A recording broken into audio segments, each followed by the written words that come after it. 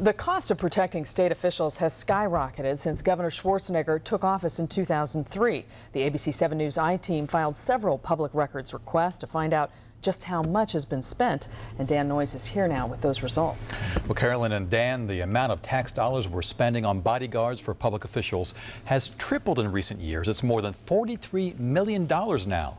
Now, much of that goes to protect our Hollywood star turned governor. But taxpayer advocates are questioning why 5 other state officials with much lower profiles are also getting the movie star treatment. Please help me welcome Jack O'Connell, our state superintendent of public education. When California Superintendent of Public Education Jack O'Connell delivered the keynote address at a state PTA meeting in San Jose earlier this year, his plainclothes bodyguard from the California Highway Patrol was there, watching from the sidelines. When you make those visits, do you really feel as though you need a bodyguard?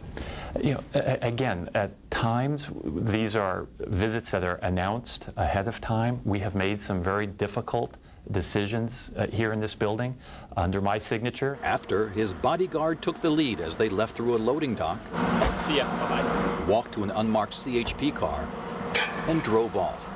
O'Connell had a flight to catch at San Francisco International. It really does afford me an opportunity, to work in the car, be efficient, be safe, and I'm grateful for the help and the assistance.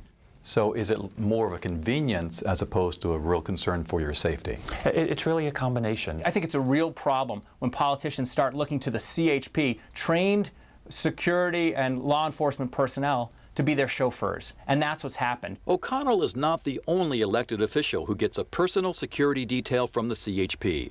Along with the governor and lieutenant governor, the CHP also provides bodyguards for the Secretary of State, Treasurer, Insurance Commissioner, and Controller. We filed several public records requests to find out how much it costs to protect all these officials, and we discovered that expenditures at the CHP's Protective Services Division have tripled from $14.4 million in fiscal year 2002-2003 up to more than $43 million the last fiscal year. Spending $30 million more on security over 6 years just doesn't make sense. Taxpayer advocate Doug Heller says the government should not be spending so much on bodyguards for officials during a financial crisis. The amount of expenditures we've seen, especially in the last 5 or 6 years, on security is just out of proportion with reality, especially given the state of our budget. In the last fiscal year alone, the CHP spent just over $1 million guarding the 5 constitutional officers.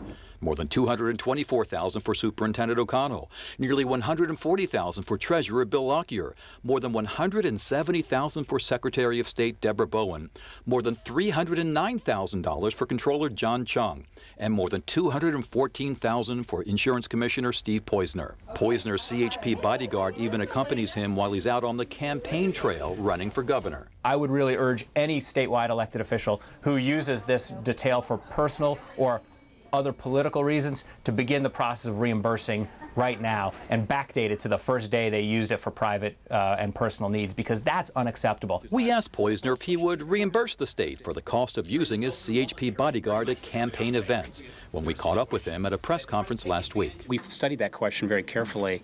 Unfortunately, I'm always insurance commissioner no matter what. 24 hours a day, 7 days a week, I'm insurance commissioner. Have you actually personally received threats? I cannot share that with you. You should check with the CHP. State Controller John Chung would not discuss specific threats with us, and the CHP declined our requests for an on-camera interview.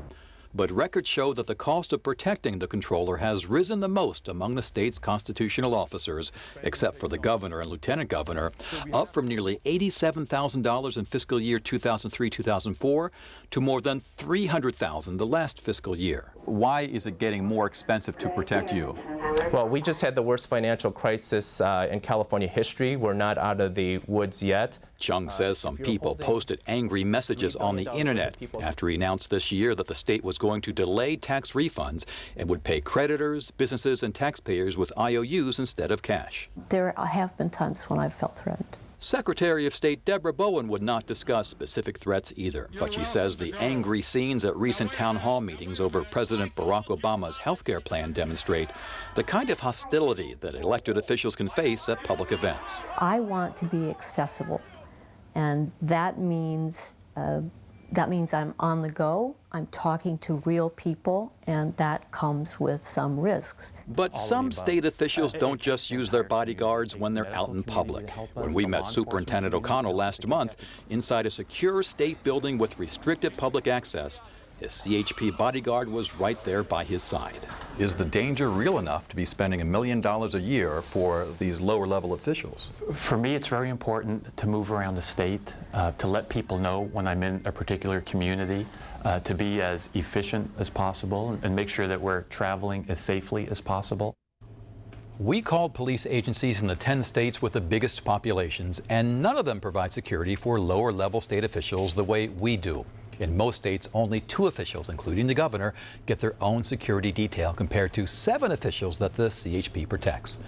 I'm posting the most important documents from tonight's story in a new iTeam blog at ABC7news.com.